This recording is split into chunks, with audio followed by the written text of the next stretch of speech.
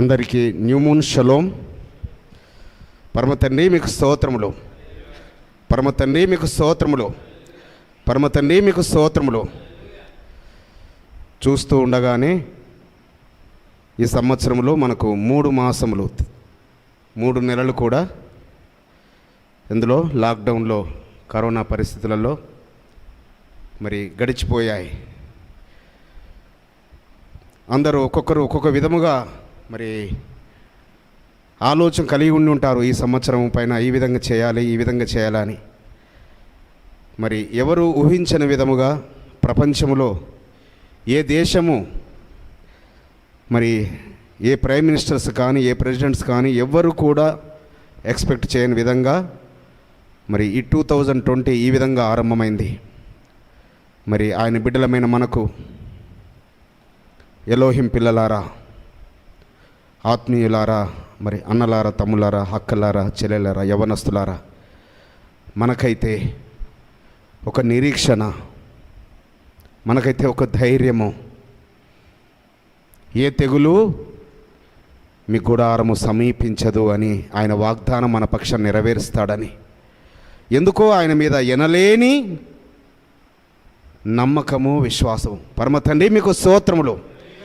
ఆయన నామమును నొసళ్ళ మీద ముద్రించుకున్నాము, ఆయన నామాన్ని స్మరిస్తున్నాము, ఆయన నీతి విధులు అనుసరిస్తున్నాము, ఆయన అడుగుజాడలో నడవడానికి ప్రయత్నిస్తున్నాం. కాబట్టి ఎందుకో ఒక చెప్పానాశక్యమైన సంతోషము, చెప్పలేనంత ఆ ఒక ధైర్యము.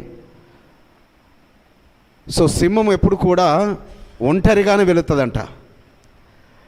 అది 1, 2, 3 తీసుకొని వెళ్ళదంట. 2, 3 సింహాలను తీసుకొని 3 తీసుకొని వేటకు వెళుదాం అన్నదంట. సో అదేవిధంగా సింహము లాంటి ధైర్యమును పరమతండ్రి మనకి ఇస్తానని వాగ్దానం ఇచ్చాడు. కాబట్టి నీవు ఎక్కడున్నా, ఏ ప్రాంతంలో ఉన్నా, ఏ దేశంలో ఉన్నా మరి ధైర్యముగా నా ఎలోహిం నా పక్షాన ఉన్నాడు, ఆయన వాగ్దానములన్నీ నమ్మదగినవి, చేయుటకు శక్తిమంతుడు. ఇది అనుక్షణము మనము గుర్తు చేసుకుంటూ, మన ఆత్మకు, ప్రాణాత్మలకు చెప్పుకుంటూ ఆ పరమ తండ్రిని ఘనపరుస్తూ ఉండాలి, మహిమపరుస్తూ ఉండాలి. సో కాబట్టి మరి ఈ 3 నెలలు ఇలా గడిచిపోయినా మరి రాబోయే మాసాలు కూడా ఏ విధంగా ఉన్నప్పటికీ వాగ్దానం ఇచ్చిన మన పరమ తండ్రి నమ్మదగిన వాడు, చేయుటకు శక్తిమంతుడు, సమర్థుడు. అలానాడు ఐగుప్తులో మరి మన పితరులకు వారి గుడారాల్లో మరి సంహారదూత చొరబడలేదు. అదేవిధంగా మన గుడారాలను కూడా ఈ యొక్క కరోనా తెగులు ఏమి చేయలేదు, మన గుడారంలో రాదు అని ఒక నమ్మకముతో, ధైర్యముతో. ఎందుకనగా ఆయన ప్రతి మాట మనము వినడానికి మనల్ని మనం సిద్ధపరచుకుంటున్నాం. ఆయన అడుగు చాడల్లో నడవడానికి మనము తర్పీదవుతున్నాం, ట్రైనింగ్ అవుతున్నాం. అవునా కాదా? ట్రైనింగ్ అవుతున్నామా లేదా మనం? సో ప్రతి మాట ఆయన మాట వినడానికి, అనుసరించడానికి మరి పరిశుద్ధ గ్రంథంలో నుంచి ఇంతవరకు మనం చదువుకున్న లేఖన భాగంలో 90వ అధ్యాయము 4వ వచనం ఒకసారి చదువుకుందాము.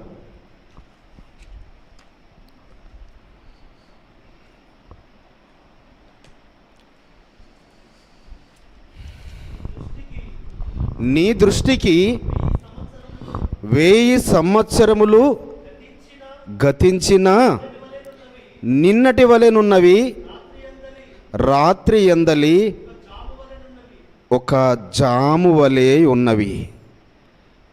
నీ దృష్టికి 1000 సంవత్సరములు గతించిన నిన్నటి వలె ఉన్నవి.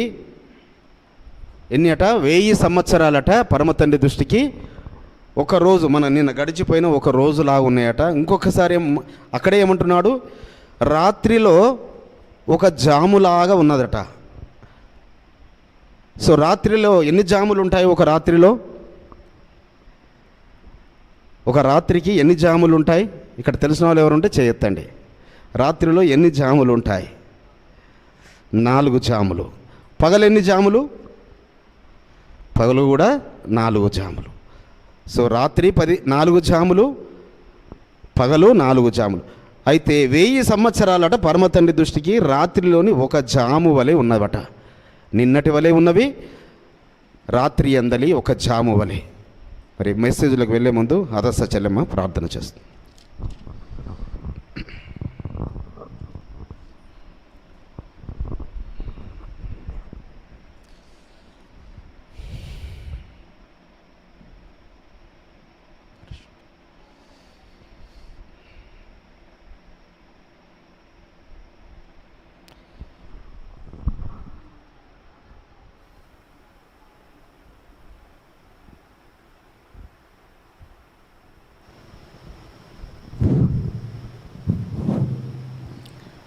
పరలోకమందున్న తండ్రి, సర్వాధికారి, సర్వశక్తున్న యెహోవా ఎలోహిం, మీకే స్తుతులు స్తోత్రాలైనా. అయ్యా, సకల ఆశీర్వాదాలు కారణభూతుడైన నా గొప్ప తండ్రి యెహోవా ఎలోహిం, యెహోవా మెస్సియా, మీకు స్తుతులు స్తోత్రాలు చెల్లిస్తున్నాం తండ్రి. అయ్యా, సృష్టి యావత్తు నోట మాటచే సృష్టించారు తండ్రి, మీ స్తోత్రమైనా. మరి తండ్రి నైనా మానవులమైన మమ్మల్ని మాత్రం మీ స్వరూపంలో చేసుకున్నారు తండ్రి, మీకు స్తోత్రాలైనా. అయ్యా, మరి తండ్రి నైనా మీ స్వరూపంలో చేసుకున్న మమ్మల్ని తండ్రి మీ యొక్క నీతిని మాకు తెలియపరిచి మీ యొక్క ఆజ్ఞల కట్టడలు అనుసరించడానికి మీరు చూపినటి ధన్యత కొరకై మీకు లెక్కలేని స్తోత్రం చెల్లిస్తున్నాం తండ్రి. అయ్యా, గత నెలంతయు మీరు మమ్మల్ని కాచి కాపాడిన విధానం కొరకై మీకు లెక్కలేని స్తోత్రములు చెల్లిస్తున్నాం తండ్రి. అయ్యా, మరి తండ్రి ఈ నెలంతయు కూడా మీకు కృపా కాపుదల కోరుకుంటున్నాం తండ్రి. అయ్యా, మరి ముఖ్యంగా నాయన మరి తండ్రి ఈ నిలబడబడిన మందు నీ సన్నిధిలో మోకరించి ప్రార్థన చేసుకోవడానికి మీరు ఇచ్చినట్టు ధన్యత కొరకై మీకు స్తోత్రం చెల్లిస్తున్నాం తండ్రి. అయ్యా, మరి తండ్రి నాయన వాక్యం చెప్పడానికి నిలబడి ఉన్న మరి తండ్రి అన్నీళ్ళు మీరే జ్ఞాపకం చేసుకోండి తండ్రి. అయ్యా, మరి తండ్రి ఇప్పటి వరకు తండ్రి మీరే తండ్రి తోడు నీడగా ఉండి నడిపించిన విధానం కొరకే మీకు లెక్కలేని స్తోత్రాలు చెల్లిస్తున్నాం తండ్రి. అయ్యా, అన్నయ్య వాక్యం చెప్పనై ఉండగా తండ్రి మీ యొక్క ఆత్మ అభిషేకం దయచేయండి అయినా. మరి తండ్రి అన్నయ్యను మీ నోటి బూరగా సాధనంగా పనిముట్టుగా వాడుకోండి తండ్రి, మీ స్తోత్రులయ్యా. అయ్యా, మరి తండ్రి నాయన మీ నోరు బాగుగా తెరుము, దాన్ని నేను నింపిదనని సెలవు ఇచ్చినావు తండ్రి, మీ స్తోత్రులైనా. మరి తండ్రి అన్నయ్య మాట్లాడుచుండగా మీ యొక్క ఆత్మ అభిషేకంతో మీ బూరగా మీ సాధనంగా మీ పనిముట్టుగా వాడుకోమని బ్రతిమలాడుకుంటూ అయ్యా, మరి తండ్రి నలబడి దినాన్ని ఆచరిస్తున్న ప్రతి ఒక్క బిడ్డని పేరు పేరు జ్ఞాపకం చేసుకోమని మా సమస్తం మీ బంగారు పాదల దగ్గర పెడుతూ మా రక్షకుడు విమోచకుడు నజరేయుడు అనే యెహోవా మెస్సియా నామములో స్తుతించి ప్రార్థించి వేడుకొనిచున్నాం తండ్రి. ఆమేన్. థ్యాంక్ యూ చెల్లమ్మ. పరమ తండ్రి మీకు స్తోత్రములు, పరమ తండ్రి మీకు స్తోత్రములు, పరమ తండ్రి మీకు స్తోత్రములు. అందరు గృహాలలో ఉన్నవారు కూడా బిగ్గరగా చెప్పండి ఒకసారి, పరమ తండ్రి మీకు స్తోత్రములు, పరమ తండ్రి మీకు స్తోత్రములు. మరి గత వారం వరకైతే మనకు జూమ్లో మీరు అందరు కనబడేవారు, మీరు అందరు చెప్పేటివి మాకు కనబడేది. ఓకే, మరి అందరూ సిద్ధంగా ఉన్నారు ఆయన జీవ వాక్కులు వినడానికి. మరి చాలా రోజుల నుంచి ఈ మెసేజ్ గురించి ధ్యానిస్తూ వచ్చాము, పరమ తండ్రిని అడుగుతూ వచ్చాను. నాయనా, దావీదు రాజు ఎలా చేయగలిగాడు దినమునకు 7 మార్లు ప్రార్థన? సో అది మరి పరిశుద్ధ గ్రంథంలో మాకు స్పష్టంగా కావాలి. ఆయన ఏ సమయాలలో చేసేవాడు, ఆయన అసలు మరి ఎప్పుడు పడుకునేవాడు, ఎప్పుడు ఆయన రాజ్యపరిపాలన సింహాసనం వెళ్తున్నప్పుడు మరి ఎలా చేశాడు, ఇదని చాలా ఆశ్చర్యంగా అద్భుతంగా అనిపించేది. అయితే సౌలు రాజు మరి దావీదును తరిమినప్పుడు దాదాపు అరణ్యములో మరి సౌలుకు దూరంగా ఎన్ని సంవత్సరాలు పారిపోయాడు? దాదాపుగా 38 years. ఎందుకంటే సౌలు 2 సంవత్సరాలు పరిపాలన చేసిన తర్వాత దురాత్మ సౌలు మీదకి వచ్చింది. అయినా సౌలు ఇంకా 38 సంవత్సరాలు రాజ్య పరిపాలన అలానే కొనసాగించాడు. ఎందుకంటే దావీదు రాజు వస్తున్నాడు, ఆ యొక్క వీణను వాయిస్తున్నాడు, ఆ దురాత్మ వెళ్ళిపోతుంది, రాజుగా పరిపాలన చేస్తున్నాడు. మళ్ళీ సో అప్పుడు నాయనా దావీదా, నేనా నిన్ను చంపాలని చూస్తుందని మళ్ళీ పశ్చాత్తాపడతాడు, మళ్ళీ దావీదు రాజును చంపాలని చూస్తుంటాడు. ఈ విధముగా మరి ఆయన బాల్య దినముల నుంచే ఆ గొర్రెల దొడ్డిలో ఆ అరణ్యములో రాత్రి జాములయందు ఆయన పడుకునేవాడే కాదట. ఆ గొర్రెలు కాస్తూ ఎప్పుడు పడుకునేవాడో తెలియదు సరిగా. రాత్రి 4 జాములయందు ఆ జాము గురించి ఎదురు చూస్తూ ఉండేవాడట. రాత్రి 4 జాములయందు అనగా రాత్రి 4 జాములు సాయంకాలంతో మనకు ఆరంభమవుతుంది. ఫర్ ఎగ్జాంపుల్ మనకు 6 గంటలకు సూర్యుడు అస్తమించినట్టు అయితే 6 నుంచి 9 వరకు మొదటి జాము, రాత్రిలో 9 నుంచి 12 వరకు రెండవ జాము, 12 నుంచి 3 వరకు మూడవ జాము, చివరి 4వ జాము తెల్లవారు 3 గంటల నుంచి 6 గంటల వరకు. సో ఈ విధంగా రాత్రి 4 జాములు, అదేవిధంగా పగలు 4 జాములు. ఉదయం 6 గంటల నుంచి 9 గంటల వరకు, 9 నుంచి 12 గంటల వరకు రెండవ జాము, 12 నుంచి 3 వరకు మూడవ జాము, 3 నుంచి సాయంత్రం 6 వరకు 4 జాములు. ఈ విధంగా 4 రాత్రులు జాములు, 4 పగలు జాములు. అయితే ఈ 4 రాత్రు జాముల ఏందంట ఆయన అసలు అది ఎప్పుడు వస్తుందా అని ఎదురు చూస్తుండేవాడట. కీర్తన గ్రంథము 63వ అధ్యాయము 4-5 వచనాలు. కీర్తన గ్రంథము 63వ అధ్యాయము 4-5 వచనాలు. నా మంచము మీద నిన్ను జ్ఞాపకం చేసుకొని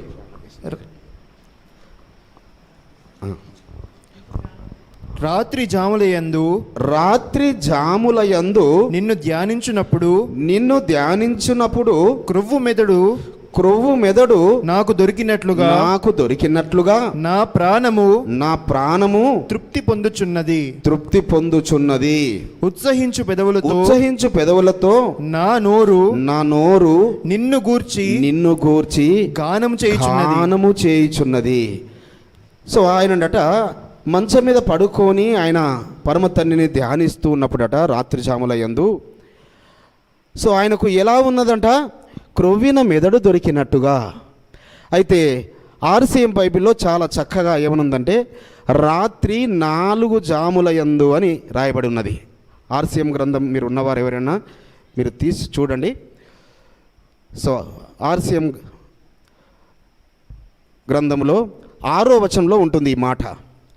నా పడక మీద నిన్ను స్మరించుకొందును, రేయి 4 జాములు నిన్ను ధ్యానింతును.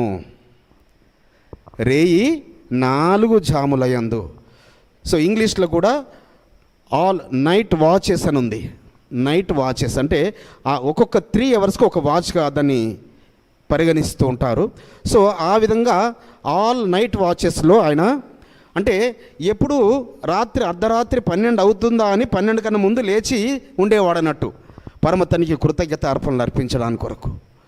మళ్ళీ 12 గంటల నుంచి మరి ఎంతసేపు ఆయన ఆరాధించేవాడు, పరమ తండ్రిని స్తుతించేవాడు. కానీ మళ్ళీ పడుకొని మళ్ళీ 3 గంటలకు ఎప్పుడు అవుతుందా, తెల్లవారుజామున 3 ఎప్పుడు అవుతుందా అని దానికి ముందుగానే లేచి సిద్ధంగా ఉండేవాడట పరమ తండ్రికి కృతజ్ఞత అర్పణలు అర్పించడానికి కొరకు. సో అనగా ఆయన 7 సార్లు ప్రార్థనలో 4 రాత్రి జాములు 4 ప్రార్థనలు ఆయన క్రమము తప్పకుండా. ఒక మాట అర్ధరాత్రి ఆయన చేసుకునేది మనం చూద్దాము. 119వ కీర్తన 62వ వచనం.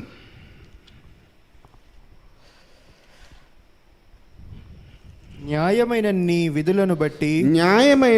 విధులను బట్టి నీకు కృతజ్ఞతాస్తుతులు చెల్లించుటకు అర్ధరాత్రి వేళ నేను మేలుకొనువాడను. హల్లెలూయా, హల్లెలూయా, హల్లెలూయా.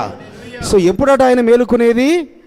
న్యాయమైన నీ విధులను బట్టి, న్యాయమైన నీ కట్టడలను బట్టి, న్యాయమైన నీ యొక్క ధర్మమును బట్టి, న్యాయమైన నీ ఆజ్ఞలను బట్టి.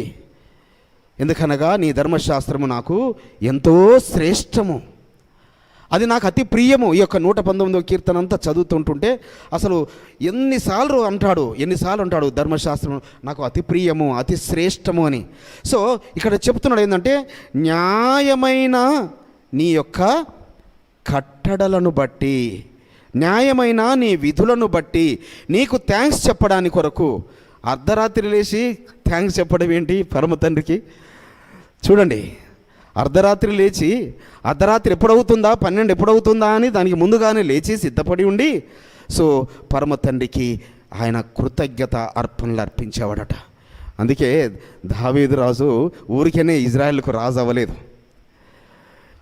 ఊరికేనే ఇజ్రాయెల్ దేశానికి ఆయన 40 సంవత్సరాలు రాజుగా పరిపాలన చేయలేదు, ఊరికేనే అవ్వలేదు. ఆ అరణ్యములో ఆయనకు ట్రైనింగ్ కలుగుతూనే ఉంది. సో బాల్య దినముల యందు డెఫినెట్గా ఆయన ధర్మశాస్త్రాన్ని మరి ఆ రోజులలో అబ్రహాం గారి రోజులలో అయితేనేమో షేము గారి గుడారం ఉండేది. అబ్రహాం గారి రోజులలో షేము గారి గుడారం. సో నా తపన, నా ఆశ కూడా మన ఈ చిన్న మంద యాషువా మెస్సీయ ప్రార్థన మందిరం షేము గుడారము లాంటి ఒక గుడారం కావాలి. షేము గుడారమునందు అబ్రహాము 39 ఇయర్స్ ఏ విధంగా ధర్మశాస్త్రం నేర్చుకున్నాడో దానికన్నా 7 ఇయర్స్ ఎక్కువ, 45 ఇయర్స్, 46 ఇయర్స్ లేక 45 ఇయర్స్ యాకోబు గారు ధర్మశాస్త్రం నేర్చుకున్నాడు. ఇస్సాకు గారు మాత్రం 3 సంవత్సరాలే నేర్చుకున్నాడు. షేము గుడారమందు మిగతా 37 సంవత్సరాలు వాళ్ళ అమ్మ నాన్న దగ్గరే నేర్చుకున్నాడు. 37 సంవత్సరాల కుమారుని కూడా చంకనెత్తుకొని అన్నం తినిపించేది శారమ్మ తల్లి. చంకనెత్తుకొని 37 సంవత్సరాల బాబుకు అన్నం తినిపించేది. సో 37 సంవత్సరాల ధర్మశాస్త్రము తల్లిదండ్రుల దగ్గర నేర్చుకుంటూనే ఉన్నాడు ఇస్సాకు. ఓన్లీ వాళ్ళ తల్లి మరణించిన తర్వాత 3 సంవత్సరాలు మాత్రమే షేము కూడా. అందుకే ఆయన ఇస్సాకు గారు 7 మార్లు చేస్తూనే ఉన్నాడు. అయితే మనకు గ్రంథములో స్పష్టముగా ఇస్సాకు గారు 7 మార్లు చేసినట్టుగా మనకు రాయబడలేదు. కానీ ఇస్సాకు గారు చేయకుండా యాకోబు గారికి తెలియదు. అవునా కాదా? యాకోబు గారు చేసినట్టు ఉంది కదా మనకు. యాకోబు గారు 7 మార్లు ఆయన ఎప్పుడు ప్రార్థన చేస్తున్నాడు? ఎప్పుడు మనకు అగుపడింది అక్కడ? సో వారి మామ గృహంలో ఉన్నప్పుడు రాహేలమ్మ గురించి 7 సంవత్సరాలు దాసత్వం చేస్తున్నప్పుడు ఆయన చేస్తూనే ఉన్నాడు. ఇది ఎక్కడ నేర్చుకున్నాడు? షేము గుడారములో 45 సంవత్సరాలు 45 ఇయర్స్ నేర్చుకున్నాడు సుమా. షేము గుడారమందు ధర్మశాస్త్రం నేర్చుకున్న ఆయన, ధర్మశాస్త్రాన్ని వంట పట్టించుకున్న ఆయన. సో ఆయన కూడా ఈ రాత్రి జాముల యందు లేచి, అందుకే ఆయన ఆ యెబ్బేకు రేవు వద్ద ఆయన ఒంటరిగా ఉండి ప్రార్థనలు చేస్తూ ఉన్నాడు. ఒంటరిగా ఉండి, ఎందుకు? ఒక విపత్తు వస్తుంది ఆయనకు, ఒక ఘోరమైన విపత్తు ఆయన మీదకి వస్తుంది. ఆయన తన సంతానముతో, తన సంపదతో, వేవేల గొర్రెలు, వేవేల మేకలు, వేవేల సిరి సంపదలతో, అనేక వందల ఒంటెలతో, గాడిదలతో, మరి ఎద్దులతో ఆయన బయలుదేరి దాసదాసీలతో బయలుదేరి వస్తున్నాడు. కానీ ఒక చెడ్డ సమాచారం ఆయనకు వచ్చింది. వారన్న 400 మంది సైన్యంతో వస్తున్నాడని. సో అప్పుడు ఇంకా ఏం చేయాలి? ఆయన ఆ ధర్మశాస్త్రం నేర్చుకున్న రోజులలో ఆ యొక్క షేము గుడారం నందు ఏదైతే నేర్చుకున్నాడో, ఏ విధంగా రాత్రి జాముల యందు 4 జాముల యందు ప్రార్థనలు చేస్తూ వచ్చాడో, సో పగలు 3 సార్లు ఎలా ప్రార్థనలు చేస్తూ వచ్చాడో, అక్కడ 7 సార్లు మోకరిస్తూ ప్రార్థన చేస్తున్నాడు. సో పరలోకంలో అక్కడ యుద్ధం ఆరంభమైంది. దూతల సమక్షంలో ఏం ఆరంభమైంది? అయ్యా అదిగో చూడగో ఏశావు యాకోబు మీదకి వెళుతున్నాడు. ఇస్సాకు గారిని బలి ఇవ్వాలనుకున్నప్పుడు ఏ విధంగా దూతలు అందరు వెళ్ళి పరమతండ్రికి మొరపెట్టారో, ఏ విధంగా విజ్ఞాపన చేశారో, అయ్యా చూసావా సృష్టిలో అద్భుతము జరుగుతుంది, నీవిచ్చిన ఒక్కగానొక్క కుమారుని అబ్రహాం గారు ఇస్సాకును బలివ్వడానికి సిద్ధపడ్డాడు అని దూతలు ఏ విధంగా మొరపెట్టినప్పుడు ఆ పరలోకపు తండ్రి అబ్రహామా అని పిలిచాడో, అదేవిధంగా ఇక్కడ యాకోబు గారు మొరపెడుతున్నాడు, మోకరిస్తున్నాడు, 7 మార్లు ప్రార్థన చేస్తున్నాడు. 3 దూతలు పంపబడ్డారు. హల్లెలూయా! 3 దూతలు ఆ 3 దూతలు ఎవరు? మీరందరూ చెప్పగలగాలి. ఆ 3 దూతలు no doubt at all Michael, Gabriel and Raphael. Michael, Gabriel and Raphael. So ఈ 3 దూతలు ఇంతకుముందు ఒకసారి వచ్చారు వాళ్ళ పితరుడి దగ్గరికి, అబ్రహాం గారి దగ్గరికి. అవును కదా? అబ్రహాం గారు నిబంధన పొందుకొని ఆ సింధూర వనంలో ఉన్నారు. సో అప్పుడు వచ్చినప్పుడు ఆ 3 దూతలు వచ్చినప్పుడు వారికి ఆతిథ్యం ఇవ్వడానికి ఏమేమి చేశాడో మనకు తెలుసు. అక్కడ గాబ్రియేల్ గారు సమాచారం చెప్పి వెళ్ళారు. అయ్యా నెక్స్ట్ ఇయర్ నేను మళ్ళీ వస్తాను, నీకు అప్పుడు కుమారుడు పుడతాడు, ఈ వృద్ధాప్యంలో నీకు నవ్వు కలుగుతుంది, ఆయనకు నువ్వు ఇస్సాకు అనే నామకరణము చేస్తావు. సో అని ఈ దూతలు చెప్పి ఆరోహణమై వెళ్ళిపోతారు. అదే విధముగా ఈ 3 దూతలు పంపబడిన ఈ 3 దూతలు ఏ విధంగా మారారు? 2000 మంది సైన్యముగా మారి, ఇది చాలాసార్లు నేను చెప్పాను, యాషారు గ్రంథంలో ఈ మాటలు రాయబడి ఉన్నాయని. 2000 మంది సైన్యము, ఒక్కొక్క గుంపు ఎన్ని వందల మంది? 500 మంది, 500 ఒక్కొక్క. ఆయన 400 మందితో వస్తుంటే ఈయన ఆ సైన్యమేమో ఎవరు? ఏశావు గారి సైన్యమేమో ఏదో 5 ఫీట్లో 6 ఫీట్లో 6.5 ఫీట్లు ఉంటారు. కానీ వీళ్ళు ఎంత ఫీట్లు? వీళ్ళు ఆజానుభావులు, ఒక్కొక్కరు 8 ఫీట్లు 10 ఫీట్లు. ఎవరు ఈ సైన్యము అని రథం మీద నుంచి కింద పడిపోతాడు ఏశావు. సో ఈ విధంగా 4 గుంపులున్న 500 మంది వెళ్ళేసరికల్లా ఇక భయముతో, చావుతో, ప్రాణము గుప్పిట్లో పెట్టుకొని యాకోబు దగ్గరికి వెళుతాడు. అప్పటి వరకేమో యాకోబు భయపడుతాడు. యాకోబు గారికి తెలియదు ఈ సంగతిని. కానీ యాకోబు గారికి ఏం తెలుసు? షేము గుడారములో నేర్చుకున్న ఆ 7 సార్లు ప్రార్థన జీవితము తెలుసు తనకు. ఆ 7 జాముల యందు ప్రార్థన చేయడం. కాబట్టి నిజముగా యవనస్తులారా, బిడ్డలారా, ఆత్మీయులారా, 7 సార్లు ప్రార్థన చేయడం అనేది అది ఒక ధన్యత. ఎవరైతే మనలో ఆల్రెడీ ఈ యొక్క కరోనాకు ముందుగానే, ఈ లాక్డౌన్ ముందుగానే ఆరంభించిన వాళ్ళు చేస్తున్నవారు మనలో కొందరు ఉన్నారు. వారు ధన్యులు అని నేను చెప్తాను. అయితే మీ ఇంతవరకు టైం క్లారిటీ మీకు లేదనుకుంటాను. టైం క్లారిటీ గురించి చెప్తున్నాను. మనకు దిన ఆరంభము సాయంకాలం 6 గంటలకు, 6 మరి రాత్రి 9, మరి అర్ధరాత్రి 12 గంటలు, తెల్లవారుజాము 3 గంటలు. అయితే నేను కొన్ని సంవత్సరాల క్రితము ఒక చోట మెసేజ్ నేను విన్నప్పుడు, మరి జాన్ వెస్లీ గారి యొక్క తల్లి గారికి, జాన్ వెస్లీ వారు 8 మంది సహోదరులంట. ఆమెకు కూతురు లేరు, 8 మంది కుమారులే.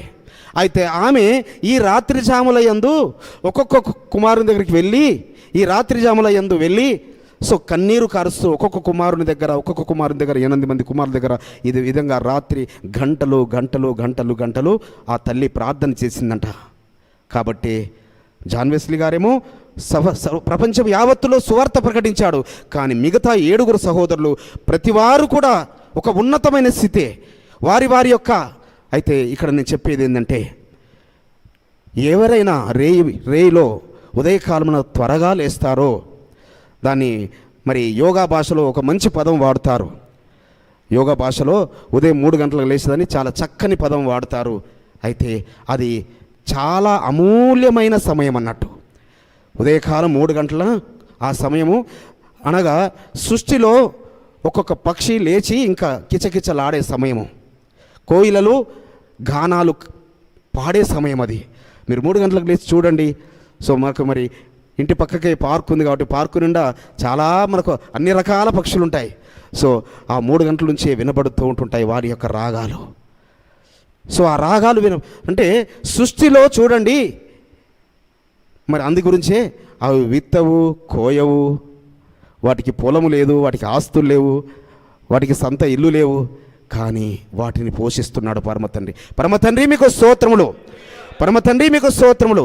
కాబట్టి మనం పిచ్చుకల కన్నా ఎంతో శ్రేష్ఠులము కదా, పిచ్చుకల కన్నా ఎంతో శ్రేష్ఠ. చూడండి, కోడి కూయక మునుపు కూడా పేతురుతో అంటాడు పరమతండ్రి యాషువ, కోడి కూయక మునుపు నువ్వు నన్ను 3 సార్లు నేను ఎరగని అబద్ధం ఆడదు. కోడి కూసే సమయం కూడా ఎప్పుడు దయాకర్? 3 గంటలకే. ఉదయకాలమున పల్లెటూళ్ళలో మీరు గమనిస్తే అది ఎగ్జాక్ట్లీ 3 గంటలకు. అది దాని తర్వాత మళ్ళీ ఇంకొక గంటకు ఒకసారి ఇలా. సో కాబట్టి సృష్టిని చూసి మనము తెలుసుకోవచ్చు సృష్టికర్త ఏ విధంగా సృష్టిలోని మూగ జీవులకు అంటే మాట్లాడలేని జీవరాశుల ద్వారా ఆయన మాట్లాడుతున్నాడు, మనకు తెలియపరుస్తున్నాడు. పరమతండ్రి మీకు స్తోత్రములు. సో రాత్రులు ఆ విధంగా 4. అయితే దావీదురాజు గారిది ఇదంతా నేను నిజం చెప్తున్నాను 5 సంవత్సరాల నుంచి, ఎందుకంటే డేట్ రాసి పెట్టుకున్నాను.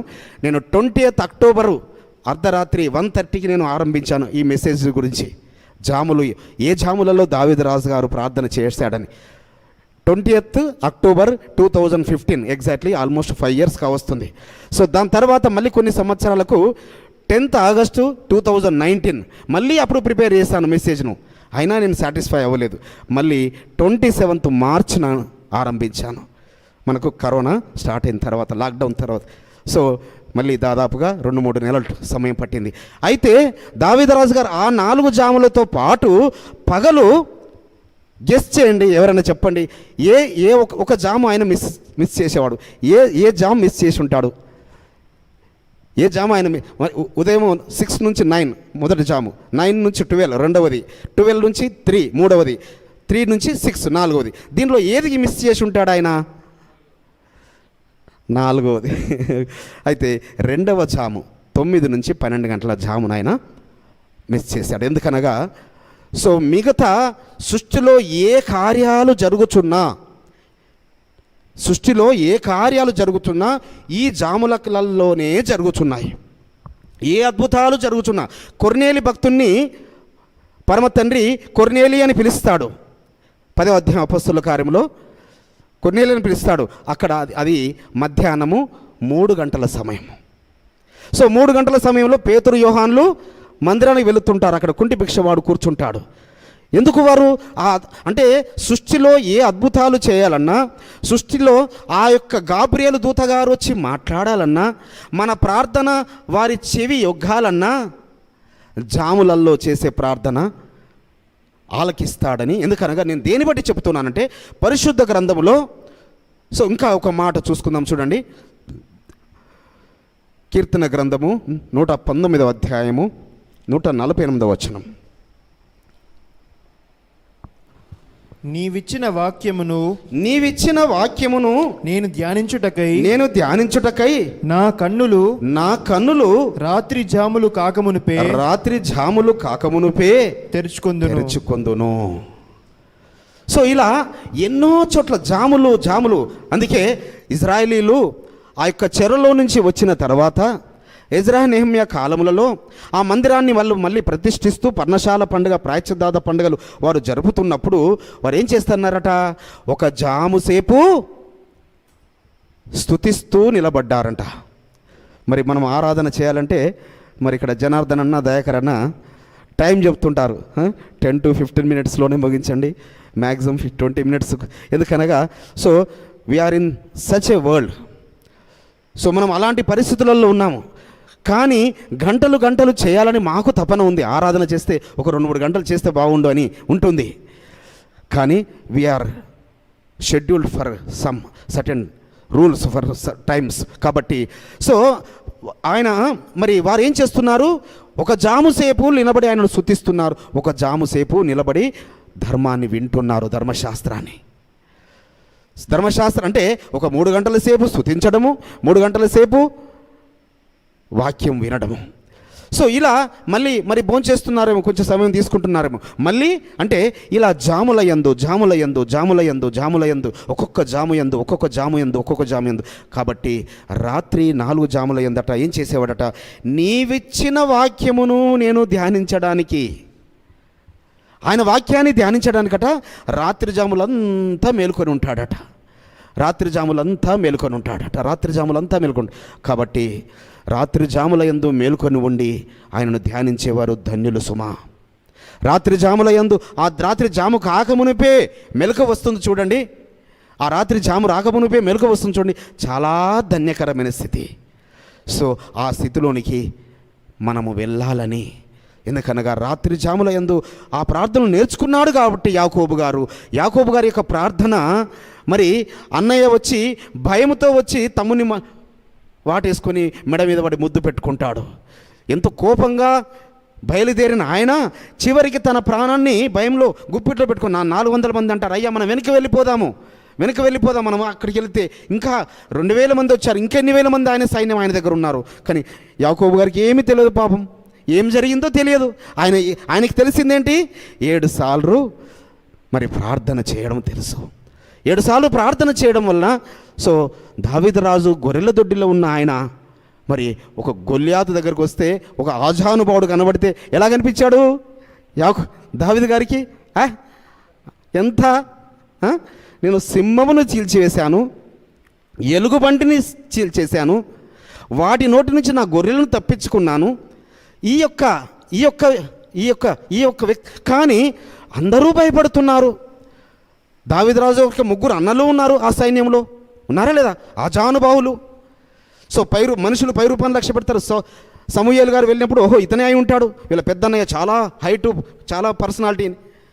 సో ఇతనే. కానీ పరమ తండ్రి వెంటనే చెప్తాడు సమూయేలు మనుషులు పైరూపాన్ని లక్ష్య పెడతారు, నేను పైరూపాన్ని కాదు సుమా లక్ష్య పెట్టేది హృదయాలను.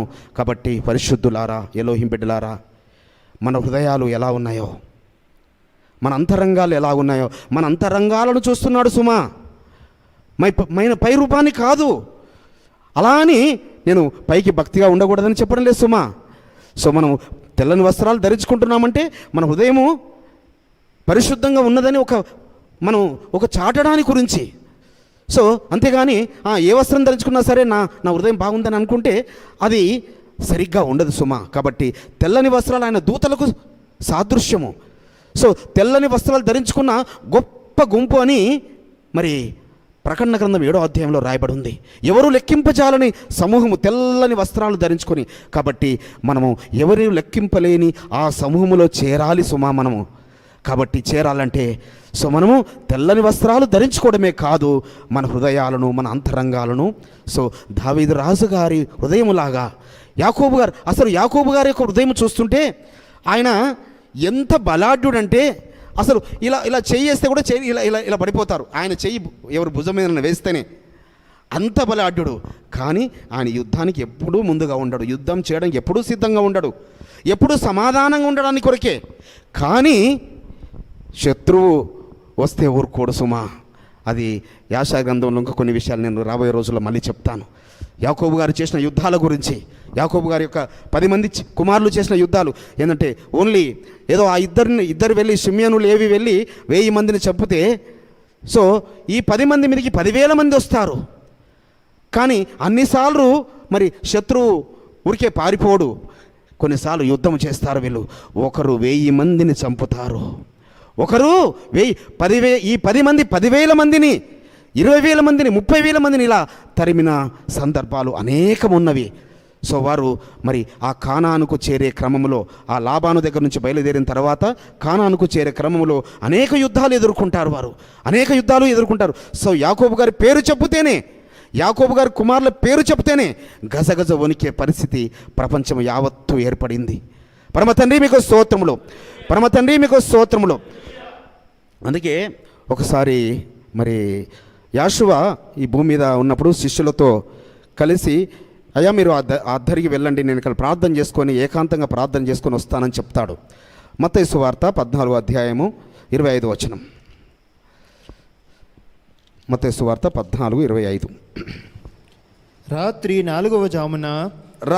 4వ జామున ఆయన సముద్రం మీద నడుచుచు వారి యొద్దకు వచ్చాను. సో చూడండి, యాషువా వారు కూడా సో రాత్రి ఒక జామున వస్తున్నాడు. వాళ్ళని వెళ్ళిపోమని చెప్పాడు. అర్ధరాత్రి వరకు అక్కడ ప్రసంగించి, సో అక్కడ పడవ నుంచి వాళ్ళు బయలుదేరి అద్దరికి వెళ్ళాలి. వీళ్ళందరూ శిష్యులంతా వెళుతున్నారు. అయితే ఆ పడవ మునిగిపోసాగింది. పడవ మునిగిపోసాగుతుంటే వారు భయం గుప్పిట్లో ఉంటారు. అప్పుడు ఆ 4వ జామున అంటే తెల్లవారు 3 గంటలకు ఆయన సముద్రం మీద నడుస్తూ వస్తున్నాడు. ఓకే, అది వేరే సందర్భం. ఏంటంటే వారు భూతము అనుకొని దయ్యం అనుకొని భయపడతారు. అరే నాయనా, మీరు అనుకున్నట్టు నేను భూతమును దయ్యమును కాదు, నేనే. సో ఆశ్చర్యపోతారు, ఏంటి నీళ్ళ మీద నడుస్తున్నాడు ఈయన. పరమ తండ్రి మీకు స్తోత్రములు, పరమ తండ్రి మీకు స్తోత్రములు.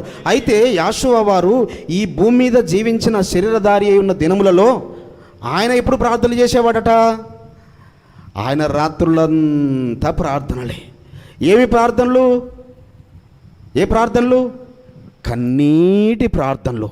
చూడండి, మీకు అందరికీ తెలుసు కదా, ఈ రెఫరెన్స్ అందరు తీయాలి. ఎవరు? హెబ్రీ పత్రిక 5వ అధ్యాయం. మరి ఎవరెవరైతే అందరూ ఇప్పుడు యూట్యూబ్లో మరి ఫేస్బుక్లో చూస్తున్నారో చెప్పిన వారందరికీ పరమ తండ్రి యొక్క నామమున మీకు కృతజ్ఞతలు తెలియపరుస్తున్నా. అందరికీ మీకు కంగ్రాట్స్ చెప్తున్నాను, ఎందుకంటే గుర్తున్నదని మీకు నేను నమ్ముతున్నాను. 5వ అధ్యాయము 7వ వచనం. శరీరధారి అయ్యున్న దినములలో మహారోదనముతోను కన్నీళ్లతోను తన్ను మరణము నుండి రక్షింపగలవానికి ప్రార్థనలను యాచనలను సమర్పించి భయభక్తులు కలిగి ఉన్నందున ఆయన అంగీకరింపబడెను. సో ఆయన సర్వలోక పాపముల గురించి ఆయన అర్పించబడాలి. సో ఆ గొర్రెపిల్ల ఎలాంటిదై ఉండాలి? పరిశుద్ధమైనదై ఉండాలి, నిర్దోషమైనదై ఉండాలి, నిష్కలంకమైనది ఉండాలి, అది జ్యేష్ఠమైనదై ఉండాలి. కాబట్టి యాషువా జ్యేష్ఠ కుమారుడిగా జన్మించాడు, పరిశుద్ధాత్మ ద్వారా గర్భము దాల్చబడి పరిశుద్ధ కన్యక గర్భమును జన్మించాడు, పరిశుద్ధంగా ఎదుగుతున్నాడు. అయితే ఆయన శరీరధారి అయి ఉన్న దినములలో అని రాయబడి ఉంది ఇక్కడ. శరీరధారి అయిన దినములు అంటే ఓన్లీ 3.5 సంవత్సరాలు మాత్రమే కాదు సుమా, 12 సంవత్సరాలు దాటితే యవనస్తులారా మరి మీరు కౌంట్లోకి వస్తారు. 12 ఇయర్స్ దాటితే 12 సంవత్సరాల వయసు అప్పుడే యాషువా ఆ యెరూషలేములో శాస్త్రులతో పరిసయ్యులతో మాట్లాడుతూ ఉంటుంటాడు. వారు ఆ పస్కా పండుగకు వెళ్ళినప్పుడు ఆయన జ్ఞానాన్ని చూసి ఆశ్చర్యపోతుంటారు. ఎవరు ఈ అబ్బాయి? వడ్ల వల్ల ఆ యోసేపు కుమారుడు కదా, ఈ వడ్రంగి వాడు కదా, ఈయనకి జ్ఞానం ఎక్కడి నుంచి వచ్చింది? సో ఎవరు నేర్పించారు? సో ఆయన జన్మతానే మహాజ్ఞాని. పరమ తండ్రికి స్తోత్రం, హల్లెలూయా. ఆయన జన్మతానే పరిశుద్ధాత్మ ద్వారా జన్మించాడు కాబట్టి, పరిశుద్ధుడు కాబట్టి. సో పరిశుద్ధుడైన ఆయన జన్మత ఏ పాపము లేని ఆయన ఎవరి గురించి ఏడుస్తున్నాడు? ఎవరి గురించి మహారోదనముతో చేస్తున్నాడు? సో నీ గురించి, నా గురించే సుమ. నిన్ను నన్ను ఆయన వలె మార్చడానికి కొరకు, నన్ను ఆయన పోలికలో, ఆయన సారూప్యంలో, ఆయన అడుగుజాడల్లో నడవడానికి కొరకు ఎందుకంటే ఆయన పరమునకు వెళుతున్నాడు, మనందరినీ పరమునకు తీసుకువెళ్ళాలని.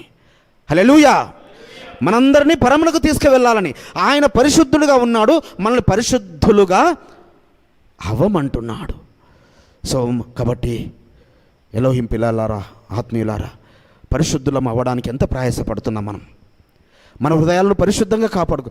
సో హృదయాలను బాహటంగా, అందుకే ఇందాక మనం చదివిన ఆ యొక్క 90వ కీర్తనలో మన రహస్య పాపములట ఎక్కడ కనబడుతున్నాయట? ఆయన ముఖకాంతిలో మన రహస్య పాపాలు కనబడుతుంటాయట. 8వ వచనం, మా దోషములను నీవు నీ ఎదుట నుంచుకొని ఉన్నావు, నీ ముఖకాంతిలో మా రహస్య పాపములు కనబడుచున్నవి. మనకు పరమును ఇచ్చేది ఎవరయ్యా? మన కొరకు ప్రాణం పెట్టింది ఎవరు? మనల్ని మహిమలోకి తీసుకెళ్లేది ఎవరు? మనకు నిత్య స్వాస్థ్యమును ఇచ్చేది ఎవరు? ఆ పరిశుద్ధుడు. ఆ పరిశుద్ధుని యొక్క ముఖకాంతిలో, ఆయన ముఖములో మన రహస్య పాపములన్నీ కనబడుతున్నాయి. ఇంకెక్కడ మరి సుమా? కాబట్టి ఈ రహస్య పాపములన్నీ ఒప్పుకొని విడిచిపెట్టడానికి కొరకే, సో మనం పశ్చాత్తాపడి మన పాపములు కడిగి వేసుకోవడానికి కొరకే ఆయన రక్తము చిందించాడు సుమా. కాబట్టి ఆయన రక్తంలో కడగబడిన ఎలోహిం బిడ్డలారా, పరిశుద్ధులారా, సో ఈ భయంకరమైన ఈ కరోనా తెగులు కావచ్చు, ఇంకా రేపు ఇంకా భయంకరమైన అనేకమైన తెగుళ్ళు రావచ్చు. మిడతల దండు మరి మొన్నటి వరకు మరి మన రాష్ట్రం బార్డర్ వరకు వచ్చిందని విన్నాం. నాకు తెలిసి మన రాష్ట్రంలో ప్రవేశించలేదు. పరమ తండ్రికి స్తోత్రములు. ఎందుకనగా భారతదేశం మొత్తంలో కూడా సౌత్ ఇండియాలో మరీ ముఖ్యంగా 2 తెలుగు రాష్ట్రాలలో ఆయన పరిశుద్ధ మార్గములో నడిచేవారు ఎక్కువగా ఉన్నారు. హల్లెలూయా! సో పరిశుద్ధ మార్గములో, పరిశుద్ధ నీతి మార్గంలో నడిచేవారు మరీ ముఖ్యంగా. మరి ఈ మధ్యలో నేను ఒక వీడియో చూశాను. యాషువా నామాన్ని ప్రకటించేవారు, సబ్బాతును పండుగలు చేసేవారు మొత్తము ఇండియా మొత్తంలో ఓన్లీ తెలుగు రాష్ట్రాలలోనే ఎక్కున్నారు. సో మనము ధన్యులము సుమా. పరమ తండ్రి మీకు స్తోత్రం, పరమ తండ్రి మీకు స్తోత్రం. కాబట్టి మనము చేసే ప్రార్థన పరమ తండ్రి, ఎందుకనగా ఇంకా డైరెక్ట్గా సో ఆయన నామము తెలుసుకున్న మనము, ఆయన నీతిని అనుసరించడానికి ప్రయత్నిస్తున్న మనము, ఆయన నీతిలో మార్గంలో నడుస్తున్న మన యొక్క ప్రార్థన ఆయన అతి సమీపంగా ఉంది. కానీ కండిషన్ ఈజ్ వన్స్, ఒకటి కండిషన్ మాత్రం ఒకటి, ఆయన అంతరంగాలను పరిశోధించేవాడు సుమా. అంతరంగంలో పరిశుద్ధతను కోరుకునేవాడు, అంతరంగాలను బాహటంగా చూసేవాడు, పై రూపాన్ని మాత్రమే లక్ష్య పెట్టేవాడు కాదు సుమా. అలా అని పై రూపాన్ని చూడని చెప్పడం లేదు సుమా, పై రూపాన్ని చూడని చెప్పడం లేదు. పై రూపాన్ని మాత్రం లక్ష్య పెట్టేవాడు కాదు, అంతరంగాలను బాహటంగా చూస్తున్న ఆ పరిశుద్ధుడు. అందుకే అక్కడ ఆ 4వ జామున వస్తున్నాడు ఆ నీటి మీద. అంటే ఆయన కూడా ఏ పనులు చేసినా, ఆయన అప్పగించబడిన రాత్రి 6 నుంచి 9 మధ్యలో ఆ యొక్క సంస్కార విందంతా అయిపోయింది. శిష్యుల పాదాలు కడగడము, సో ఆయన శరీరమని తన రొట్టెనివ్వడము, ద్రాక్షరసం ఇవంతా ముగించుకొని 9 గంటలకు ఆయన గెత్సేమనే తోటలోకి వెళ్ళారు. ఇది మత్తయి, మార్కు, లూకా, యోహాను ఇవన్నీ చదివితే సో ఆయన ఏ సమయంలో వెళ్ళాడో స్పష్టముగా మనకు అర్థమవుతుంది. ఆయన 9 నుంచి 12 గంటల మధ్యన ప్రార్థన చేస్తున్నప్పుడు శిష్యులకు చెప్తాడు, నాయనా మీరు మెలకువ ఉండి ప్రార్థన చేయండి. గడియకు ఒకసారి, గడియ అనగా 1 అవర్, గడియ అంటేనే 1 అవర్, జాము అంటేనేమో 3 అవర్స్. సో గడియకోసారి వచ్చి చూస్తుంటాడు. ఒక గడి అయినా మేల్కొని ఉండలేరా నాయన మీరు నా గురించి ప్రార్థన చేయడానికి, శోధనలో ప్రవేశించకుండా ఒక గడి అయినా మేలుకొని ఉండ. ఎందుకనగా అపవాది వారిని కమ్ముచున్నాడు. వారు అంతకుముందు ఏమన్నారు, నీ గురించి మేము ప్రాణం పెడతాము, మా ప్రాణాలు అర్పిస్తామన్న వారు ఒక గడియ కూడా ప్రార్థన చేయలేకపోతున్నారు. సో 3 సార్లు వచ్చి చూసి ఇక మీరు నిద్రపోండి, ఇక అయిపోయింది, మనుష్య కుమారుడు అప్పగించబడుతున్నాడు. సో ఎగ్జాక్ట్లీ 12 గంటలకు ఆయన అప్పగించబడ్డాడు. పరమ తండ్రి మీకు స్తోత్రములు. దావీదు రాజు గారు లేచి ఎప్పుడైతే ఏ రాత్రి జాము యందు లేచి మొర్ర పెట్టేవాడో, ప్రార్థన చేసేవాడో, ఆ జాములోనే దావీదు వంశజుల నుంచి వచ్చిన, దావీదు పురముల నుంచి వచ్చిన యాషువా మెస్సయ్య సర్వలోక రక్షకుడు నీ కొరకు నా కొరకు ఆ అర్ధరాత్రి అందే ఆయన అప్పగించబడ్డాడు దుష్టుల చేతికి, దుర్మార్గుల చేతి. సో అక్కడి నుంచి ఆ అర్ధరాత్రి 12 గంటల నుంచి మరుసటి పగలు 12 గంటల వరకు, అంటే 12 అవర్స్ లోపట 6 కోట్లకు ఆయనను తీసుకెళ్లారు. 6 కోర్ట్స్, పిలాతు దగ్గర నుంచి, హెరోదు నుంచి, ఇలా ఒకరి నుంచి ఒకరిని ఆ పరిసయ్యుల దగ్గర నుంచి ఆ యాజకుల దగ్గరికి, ఇలా. సో 6 కోర్టులు, 6 కోర్ట్స్లోకి 3 కేసులేమో అబద్ధపు కేసులు, ఈ లోక సంబంధమైనవి, 3 ఏమో ఆధ్యాత్మికమైనవి. సో ఈయన విశ్రాంతి దినమున ఈ తప్పు చేశాడని, సో ఆయన ఏదో పనులు తిన్నామని చెప్పాడని, ఒక ఊచ చైవాన్ని స్వస్థపరిచాడని, సో ఈయన విశ్రాంతి ఇలా. సో ఆధ్యాత్మికమైనవి 3 నేరాలు, ఈ లోక సంబంధమైనవి 3 నేరాలు ఆయన మీద, 6 నేరాలు మోపి, సో అంటే సృష్టిలో ఇంతవరకు ఒక 12 గంటల వ్యవధిలో, ఒక 12 అవర్స్ వ్యవధిలో ఏ ఒక్కరికి కూడా అలా 6 కోట్లల్లో, సో మేము ఇజ్రాయెల్కి వెళ్ళినప్పుడు ఆ ఏ కోట్లకు ఎక్కడెక్కడికి తీసుకెళ్లారు, ఆ కోట్లలో అన్నిటిలో మేము తిరిగాం. ఎక్కడెక్కడ ఆయనకు తీర్పు జరిగింది, ఎక్కడ ఏ తీర్పు జరిగింది అవన్నీ చూసినప్పుడు, సో నిజంగా ఆ సందర్భాన్ని గుర్తు చేసుకొని అక్కడ మోకరించి ఏడుస్తూ ప్రార్థన చేశాం. అవును కదయ్యా, నీవు మా కొరకు, మా పాపముల కొరకు, మా శాపముల కొరకు నీవు ఇక్కడ శిక్ష భరించావు, నువ్వు శిక్ష నొందావు కదా అని అక్కడ మోకరించి మేము ప్రార్థన చేసాం. పరమ తండ్రి మీకు స్తోత్రములు, పరమ తండ్రి మీకు స్తోత్రములు.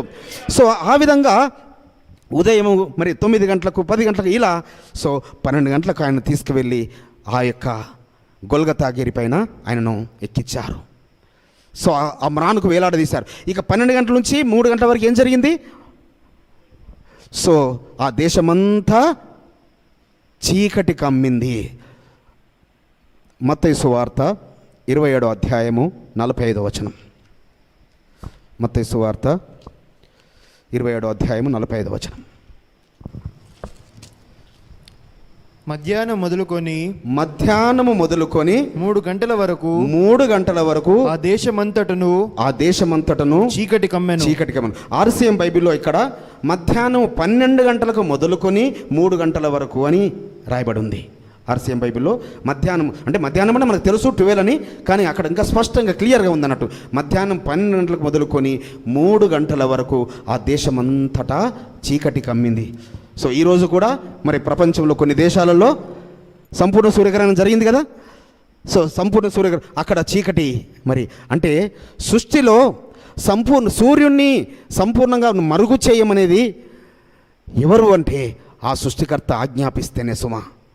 నేను 9th క్లాస్లో ఉన్నప్పుడు 1980లో సో సంపూర్ణ సూర్యగ్రహణము మన తెలుగు ప్రాంతంలో వచ్చింది. సో అప్పుడు మేము సమ్మర్ హాలిడేస్ అది. సో సూర్యుడు మొత్తం వెళ్ళిపోయాడు, నక్షత్రాలు వచ్చాయి, ఇది స్పష్టంగా చూసాం మేము. నక్షత్రాలు వచ్చాయి, సో పక్షులన్నీ వాటి గూళ్ళకు పరిగెత్తడం ఆరంభించాయి. సో ఇది 1980 అనుకుంటాను, ఐ థింక్.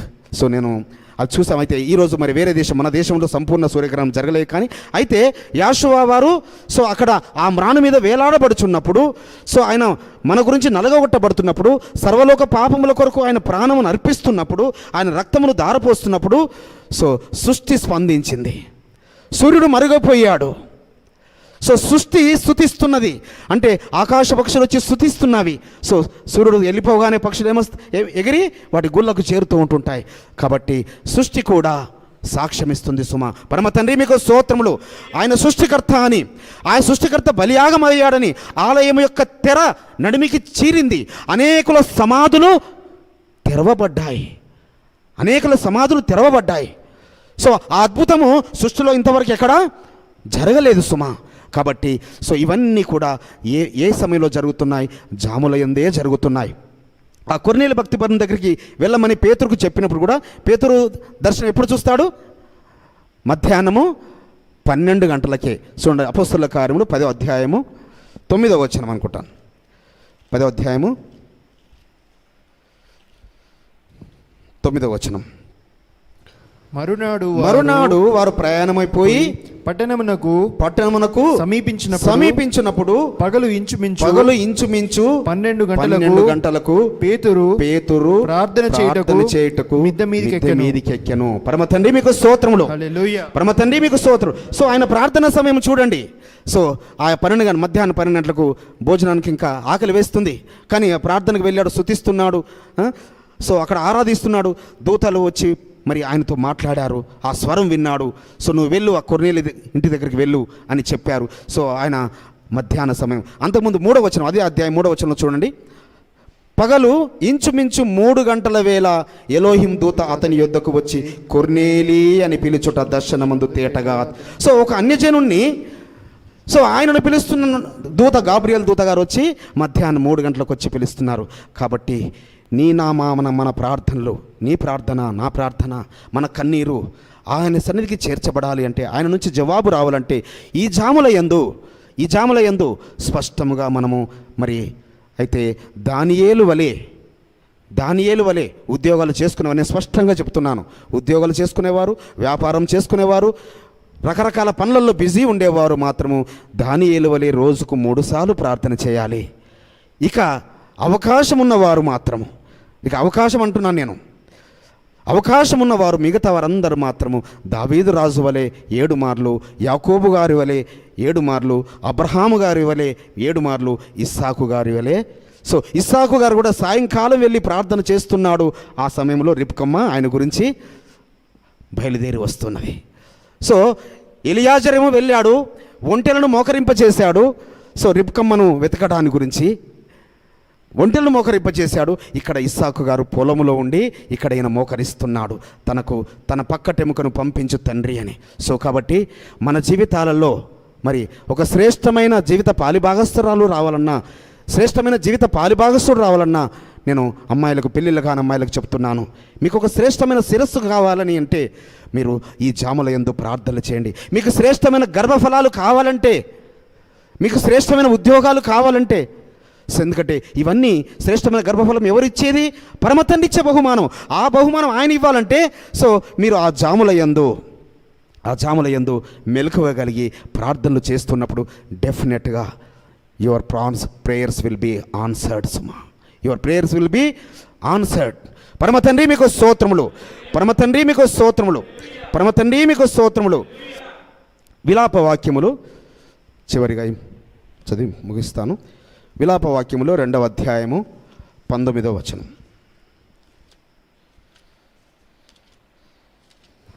నీవు లేచి రేయి మొదటి జామున మొరపెట్టుము.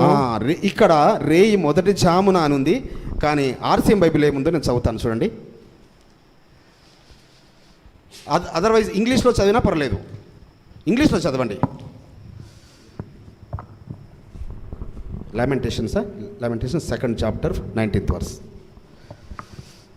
నేను ఈలోపు ఆర్సీఎం బైబిల్ ఏదో చదువుతాను. నీవు రేయి ప్రతి జామున లేచి, చూడండి జాగ్రత్తగా వినండి. అక్కడ మన గ్రంథంలో ఉంది నువ్వు రేయి మొదటి జామున లేచి అని ఉంది, కానీ ఆర్సీఎం బైబిల్లో నీవు రేయి ప్రతి జామున లేచి ఎలోహిముకు మొర్రపెట్టుము, నీ హృదయమును విప్పి ఎలోహిము ఎదుట మనవి చేయుము, ఆకలి వలన వీధి మూలలో చనిపోవు నీ బిడ్డల కొరకు అతనిని ప్రార్థింపుము.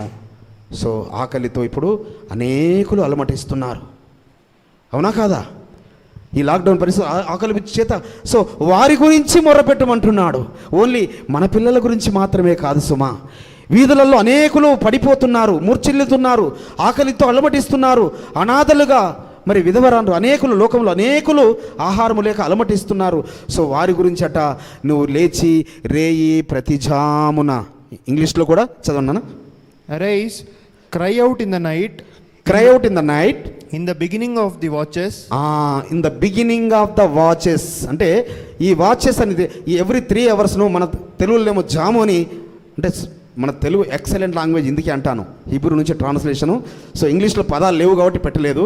సో జాములు, సో జాముకు 3 గంటలు అనేది మనకు ఎక్స్ప్లెనేషన్ మనకు ఉంది. అయితే వాచెస్ అంటారు, అంటే మనము వాచ్లో చూసినట్టు అయితే 12 నుంచి 3, మళ్ళీ 3 నుంచి 6, ఈ 3 అవర్స్ను ఒక వాచ్గా దాన్ని పరిగణిస్తారు.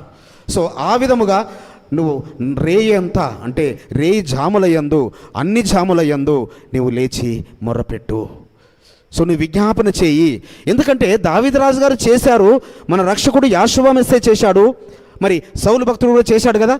అదొక మాట చూడండి, అపోస్తలుల కార్యములు 20వ అధ్యాయం 31వ వచనం. అపోస్తలుల కార్యములు 20వ అధ్యాయం 31వ వచనం. కావున నేను 3 సంవత్సరములు రాత్రింబగళ్ళు కన్నీళ్లు విడుచుచు ప్రతి మనుష్యునికి మానక బుద్ధి చెప్పితినని మీరు జ్ఞాపకం చేసుకొని మెలకువగా ఉండుడి. అయ్యా నేను ప్రతి ఒక్కరికి చెప్పాను, బుద్ధి చెప్పాను, ప్రతి ఒక్కరికి చెప్పాను. 3 సంవత్సరాలు నేను కన్నీటి ప్రార్థన, రాత్రులు పగళ్ళు. అంటే ఇంకా ఈయన 8 జాములు ఎందుకు చేసినట్టున్నాడు, రాత్రి 4 జాములు, పగలు 4 జాములు.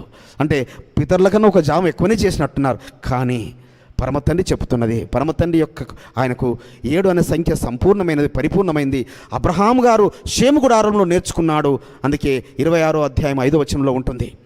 ఆదికాండం 26వ అధ్యాయం 5వ వచనంలో. సో అబ్రహాం గారు యెహోవా నియమించిన, చూడండి ఒక్క మాట చదవండి, 26వ అధ్యాయం 5వ వచనం.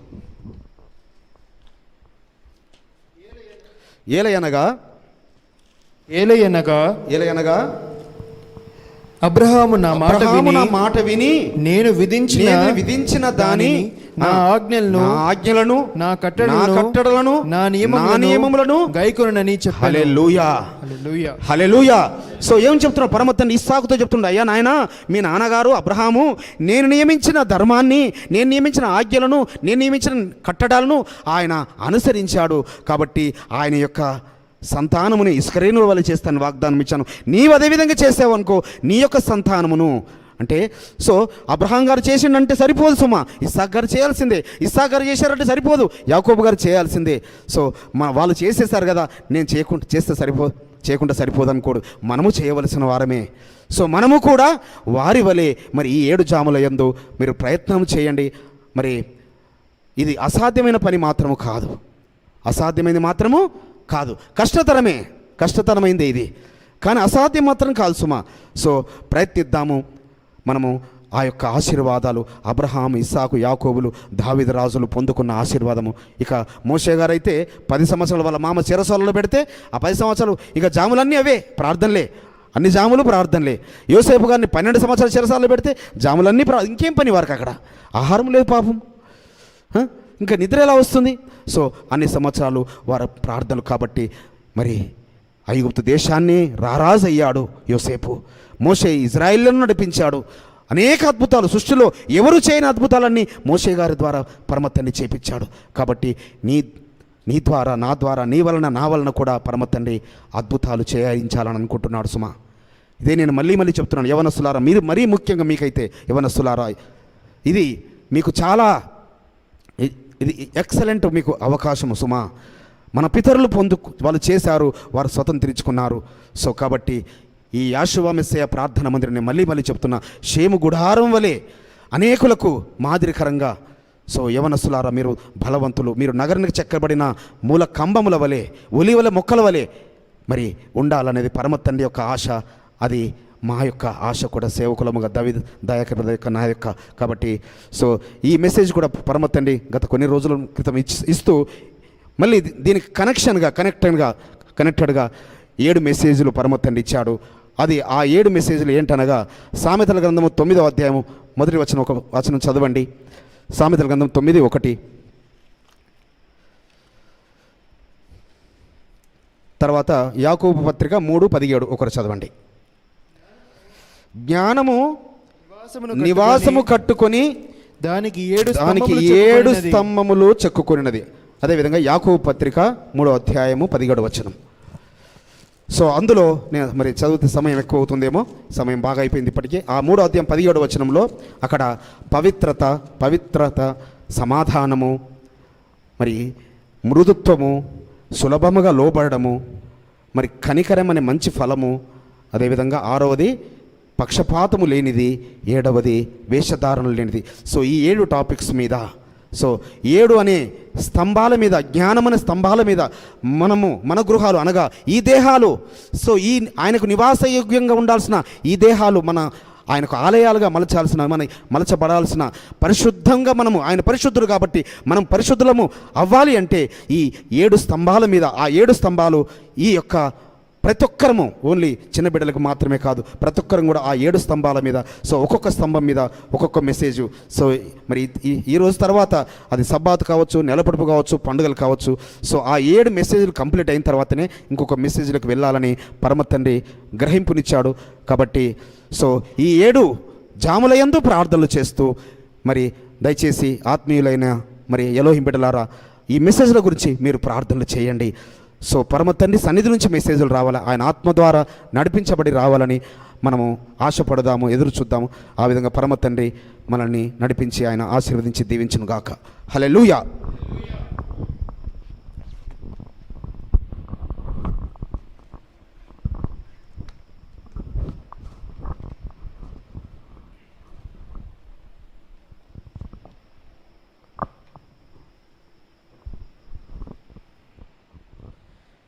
పరమ తండ్రి సన్నిధిలో ఇంతవరకు మనము చక్కటి ఉపదేశం విన్నాము.